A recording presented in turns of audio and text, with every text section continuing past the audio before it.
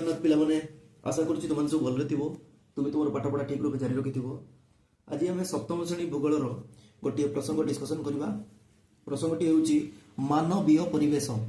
मानव कहले कौन पिले? मानव कहले हूँ मनुष्य। मनुष्य निजर आवश्यकता पूर्ण करने प्राकृतिक परिवेश रे आशानुरूप परिवर्तन करिछि।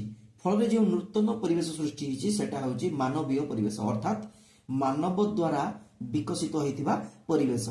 पिला माने तीन भाग रोची, जनबसति गोटे भाग, परिवहन और शेष भाग गोटे जोगाजोग। आज अध्याय आम जनबसति विषय विशद भाव में आलोचना करवा। तेज से गोटे कथा मुझे सब कहूँ, तुमने जब चैनल को सब्सक्राइब करना चैनल को सब्सक्राइब करनब, वीडियो को सब शेष जाए देख। और जब वीडियो भल लगे निजर सांगसाथी मान सहित वीडियो को शेयर करने को जमा भी भूलनी। तेरे चलो स्टार्ट करवा आज टॉपिक। पिला माने जदि मु प्रस्तर युग कथा कहबी, प्रस्तर युग माने कौन ना पत्थर युग। से समय मनुष्य पत्थर को बेसी व्यवहार करुला। ठीक अच्छे। प्रस्तर युग जदि कथा कहबी, से प्रस्तर युग रे मनुष्य केमती बंचुला, कौन खाऊला ना मन रखि था से संग्रह करुला, संग्रह करी पेट पोषुला। आउ कौन करुला? शिकार करी पेट पोषुला। ए दीटा जिनस से बेसी करुला। मन रख, से बण जंगल रु फलमूल संग्रह करुला एवं से निजर पेट भरुला। ठीक से हीपरी शिकार करुला। कौन शिकार करुला ना वन्य जंतु सब शिकार करुला। तो सारे से समय तो बंदूक तलवार किसी नथिला, केमती शिकार करुला ना एटा हूँ प्रस्तर युग। से कौन करुला? पत्थर तैयारी अस्त्र व्यवहार करुला। पत्थर को घसी घसी गजिया करी ताकू गोटे काठ सहित जोड़ी से कौन करुला? गोटे भाला तैयारी करुला, बर्छा तैयारी करुला। से पशु पक्षी शिकार करी खाऊला। अच्छा, आउ कौन व्यवहार करुला ना हाड़ व्यवहार करुला। ठीक अच्छे। आउ किछि बहिरे लेखा है से मजबूत काठरू भाला तैयारी करुला बा बर्छा तैयारी करुला। से शिकार करुला। मुख्यतः पत्थर हाड़ आ काठरू से तैयारी करुला अस्त्र शस्त्र। आ से वन्य जंतु शिकार करी निजर पेट भरुला। तापर कौन हैला पिला माने धीरे धीरे मनुष्य असुविधार भी पइला। कहीं सबुदिन बण जंगल रु फलमूल मिलଯିव से तो कौन निश्चितता नहीं। तेणु मनुष्य दिने दिने उपास शोला। तेणु से संग्रह करने को भल पाइलानी। से कौन कहला ना से कृषि करने आरंभ कला। से देखिला कृषि करी जदि मु आराम रे मोर खाद्य प्रत्येक दिन दैनिक खाद्य मु मोर से पाई परिबी। तेणु से संग्रह परिवर्ते कृषि करने को पसंद कला। तापरे आउ कौन हैला? मनुष्य आगुरी शिकार करुला, मात्र वन्य जंतु कौन सबुदिन मिलजे बोली किसी माने किसी ग्यारंटी थिला, किसी निश्चितता थिला कि? तेणु दिने दिने मनुष्य शिकार करि पारु नथला। ठीक अच्छे। तेणु से समय से उपास रे ता समय काटुला। तेणु से शिकार करने पसंद कलानी। से शिकार बदल रे कला पशुपालन। पशुपालन कले तुम जानिछ तो पशुपालन माने से घरे निजर घर पाखरे कौन कला ना पशु मान छोट छोट घर तैयारी करी से पशु मान रखिला, से खाइबा को देला एवं निजर आवश्यकता जले पड़िला से निजर खाद्य रूपे व्यवहार कला, अर्थात से मारिकी खाइला। ठीक अच्छे। तेरे पिले तुम देखिल ये जो कृषि कौन गोटे लोक करि परिबो कि? जो पशुपालन कौन गोटे लोक सब पशु पक्षी मान जत्न नहीं पाली परिबो कि? तेणु मनुष्यर आवश्यकता हला जनबसति स्थापन करिबा। ठीक अच्छे। तेणु मनुष्य कौन कला ना जनबसति स्थापन कला। कौन कला ना जनबसति स्थापन कला। आउ गोटे कथा मन रखि था, जनबसति से कौटे स्थापन कला ना पिला माने मनुष्य भारी चलाक। ठीक अच्छे। तेणु मनुष्य नदी कूल रे जनबसति स्टार्ट कला। नदी कूल रे जो जनबसति से आरंभ कला, कौन पे आरंभ कला ना प्रथम पॉइंट मन रख, नदी कूल रे आमर पटुमाटी थाए। फल पटुमाटी बहुत दुर्बल आम जाने। फल कौन है ना से कृषि कार्य कर पाला, तार भल कृषि हो पाइला। आउ कौन कला कृषि जलसेचन भी दरकार हुए। तेणु से नदी जल आनिक जलसेचन भी कर पाइला। तापर तार दैनंदिन व्यवहार जल दरकार हुए, से जल आनिक नदी से व्यवहार कला। तापर आउ गोटे जिन पिले नदी मिले कौन कहल? माछ। से नदी माछ कौन कला? माछ धरिला, माछ धरिकी निजर पेट पोषिला। तापर पिले आउ गोटे कथा मन रख, ନଦୀ କୂଳକୁ ପାଣି ପିଇବା ପାଇଁ ବନ୍ୟ ଜଙ୍ଗଲରୁ ନିକଟସ୍ଥ ଜଙ୍ଗଲରୁ ସମସ୍ତ ପଶୁପକ୍ଷୀ ଆସନ୍ତି, ଫଳରେ ତାଙ୍କୁ ମଧ୍ୟ ସେ ଶିକାର କରି ଖାଇବାକୁ ପାଇଲା। ଅର୍ଥାତ୍ ମନୁଷ୍ୟ ଆଉ ଉପାସେ ଶୋଇଲାନି, ଜନବସତି ନଦୀ କୂଳରୁ ସେ ଆରମ୍ଭ କଲା। ତେବେ ପିଲେ ଯୋଉ ଜନବସତି ଆରମ୍ଭ କଲା, ଜନବସତି କି ଆମେ ସାଧାରଣତଃ ଦି ପ୍ରକାର ବୋଲି କହିପାରିବା। ଦି ପ୍ରକାର ଜନବସତି ହେଲା। କଣ ଦି ପ୍ରକାର ଜନବସତି? ଦେଖ, ଗୋଟେ ହେଉଛି ଅସ୍ଥାୟୀ ଜନବସତି, ଅନ୍ୟଟି ହେଉଛି ସ୍ଥାୟୀ। ଠିକ ଅଛି, ଗୋଟିଏ ହେଉଛି ଅସ୍ଥାୟୀ ଜନବସତି, ଗୋଟିଏ ହେଉଛି ସ୍ଥାୟୀ ଜନବସତି। ତେବେ ପିଲାମାନେ ଅସ୍ଥାୟୀ ଜନବସତି କଣ ନା ପ୍ରତିକୂଳ ପରିବେଶରେ, ପ୍ରତିକୂଳ ପରିବେଶ କେଉଁଠାରେ ଦେଖିବାକୁ ମିଳେ ନା ପାର୍ବତ୍ୟ ଅଞ୍ଚଳ, ପର୍ବତ, ଆଉ କୋଉ ଅଞ୍ଚଳ? ମାଳଭୂମି ଅଞ୍ଚଳ, ମରୁଭୂମି ଅଞ୍ଚଳ। ଏଠି ମରୁଭୂମି କହିଲେ ତିନି ପ୍ରକାର ମରୁଭୂମି ଅଛି। ଉଷ୍ମ ମରୁଭୂମି, ତାପରେ ଆମର ହେଉଛି ଶୀତଳ ମରୁଭୂମି ଯୋଉଟାକୁ ତୁନ୍ଦ୍ରାଞ୍ଚଳ କହୁଛ, ଆଉ ଗୋଟେ ହେଉଛି ଆମର ଲବଣ ମରୁଭୂମି। ଠିକ ଅଛି, ପ୍ରତିକୂଳ ପରିବେଶ ଏଇ ସବୁ ଜିନିଷରେ ଯିବ। ପ୍ରତିକୂଳ ପରିବେଶ କହିଲେ ପାର୍ବତ୍ୟ ଅଞ୍ଚଳ, ମରୁଭୂମି ଅଞ୍ଚଳ, ମାଳଭୂମି ଅଞ୍ଚଳ, ଏଇ ସବୁ ଅଞ୍ଚଳ ଗୁଡାକରେ ମନୁଷ୍ୟ ଗୋଟିଏ ଜାଗାରେ ବସବାସ ନ କରିକି ସେ ଖାଦ୍ୟ ଅନ୍ୱେଷଣରେ ଆଜି ଏଠେ ବୋଲି କାଲି ସେଠିକି ସେମିତି ସ୍ଥାନାନ୍ତରଣ ବାରମ୍ବାର କଲା। ସେ ପ୍ରକାର ଜନବସତି କି କହନ୍ତି ଅସ୍ଥାୟୀ ଜନବସତି। ଆଉ ସେଇ ଲୋକମାନଙ୍କୁ କଣ କହନ୍ତି? ଯାଯାବର। ବୁଝିପାଇଲ? ସେମାନେ ଗୋଟିଏ ଜାଗାରେ ସ୍ଥାୟୀ ଭାବରେ ରହନ୍ତି ନାହିଁ। ଖାଦ୍ୟ ଯଦି ଗୋଟିଏ ଜାଗାରେ ଖାଦ୍ୟର ଅଭାବ ଦେଖାଦେଲା, ତାହେଲେ ସେ ଜାଗାକୁ ସେ ତୁରନ୍ତ ପରିତ୍ୟକ୍ତ କରି ଅନ୍ୟ ଜାଗାକୁ ଚାଲି ଯାଆନ୍ତି। ଠିକ ଅଛି, ଏବେ ଆସ ସ୍ଥାୟୀ ଜନବସତି। ସ୍ଥାୟୀ ଜନବସତିଟା କୋଉଠି ଆରମ୍ଭ ହେଲା ନା ଅନୁକୂଳ ପରିବେଶରେ, ଭଲ ପରିବେଶରେ। ଅନୁକୂଳ ପରିବେଶ କହିଲେ କଣ? ମୁଁ ଏଠି କହିଥିଲି ନଦୀ କୂଳ ଯେମିତି, ଆଉ କଣ ହବ? ନଦୀ କୂଳ ଯୋଉଟା ଜଳର ସୁଲଭତା ରହିବ, ଯୋଉଟା ଉର୍ବର ମୃତ୍ତିକା ଥିବ। ଠିକ ଅଛି, ଯୋଉଠି ଗମନାଗମନର ସୁବିଧା ଥିବ, ଯୋଉଠି ବେପାର ବାଣିଜ୍ୟ କରିବା ପାଇଁ ଅବସର ମିଳୁଥିବ। ତେଣୁ ସେଭଳିଆ ଜାଗାରେ ମନୁଷ୍ୟ ସ୍ଥାୟୀ ଭାବରେ ଘର କରିକି ରହିଲା, ସେଟାକୁ କୁହାଗଲା ସ୍ଥାୟୀ ଜନବସତି।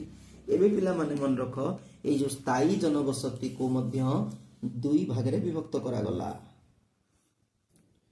ଗୋଟିଏ ହେଉଛି ଗ୍ରାମ୍ୟ ଜନବସତି, ଗୋଟିଏ ହେଉଛି ସହର ବା ନଗର ଜନବସତି। କନଫ୍ୟୁଜ ହବାର କିଛି ନାହିଁ। ଜନବସତି ଦି ପ୍ରକାର ରହୁଛି, ଅସ୍ଥାୟୀ ଜନବସତି, ସ୍ଥାୟୀ ଜନବସତି। ହେଲା, ସ୍ଥାୟୀ ଜନବସତିକୁ ପୁଣି ଦୁଇ ଭାଗରେ ମୁଁ ବିଭକ୍ତ କରିଦେଲି, ଗ୍ରାମ୍ୟ ଜନବସତି, ତାପରେ ନଗର ବା ସହର ଜନବସତି। ଏବେ କହିବ ଗ୍ରାମ୍ୟ ଜନବସତି କଣ? କିଏ କହିବ?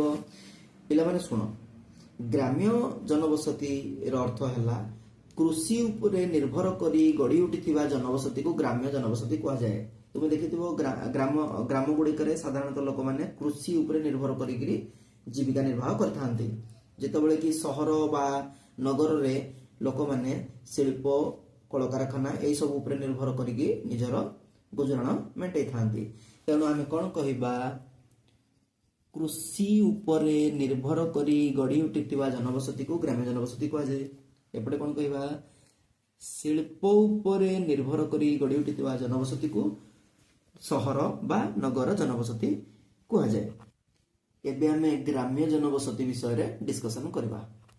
ପିଲାମାନେ, ଗ୍ରାମ୍ୟ ଜନବସତି ହେଉଛି ଦୁଇ ପ୍ରକାରର, ମନେ ରଖିଥାଅ।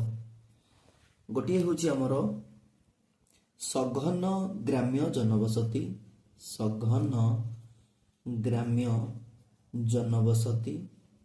ତମେ ଏଇ ଶବ୍ଦଟି ମନେ ରଖ, ସଘନ। ଆଉ ଗୋଟିଏ ଆମର ହେଉଛି ଅପଖଣ୍ଡିତ ଗ୍ରାମ୍ୟ ଜନବସତି।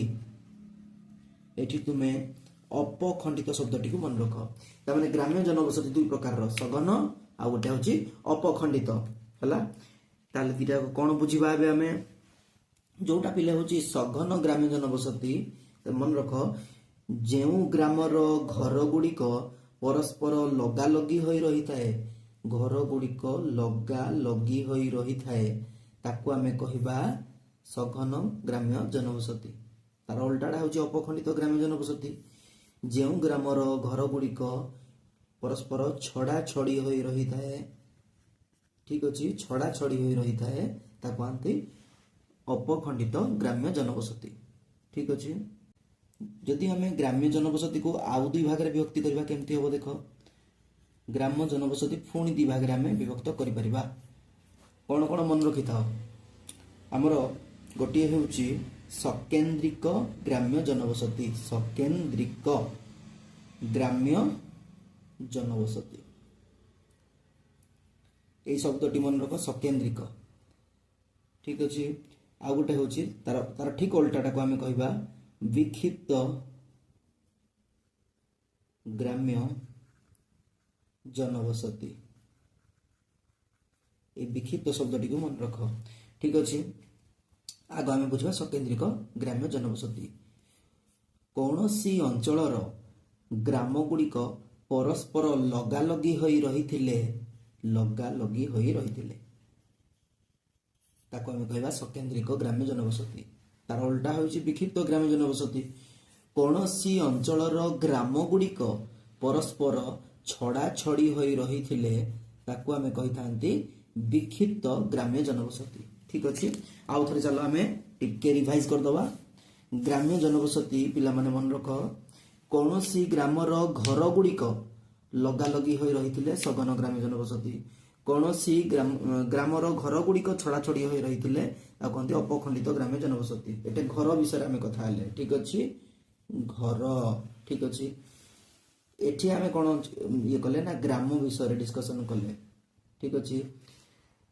कौन सी ग्रामर सॉरी कौन सी अंचलर ग्राम गुड़िक जदि परस्पर लगालगी हो रही सी हूँ सकेन्द्रिक ग्राम्य जनबसति कौन सी अंचलर ग्राम गुड़िक जदि परस्पर ठार छड़ा छड़ी हो रही सी हूँ सॉरी विक्षिप्त ग्राम्य जनबसति। मन रखि था एटा पिला माने टिके कंफ्यूज होंती।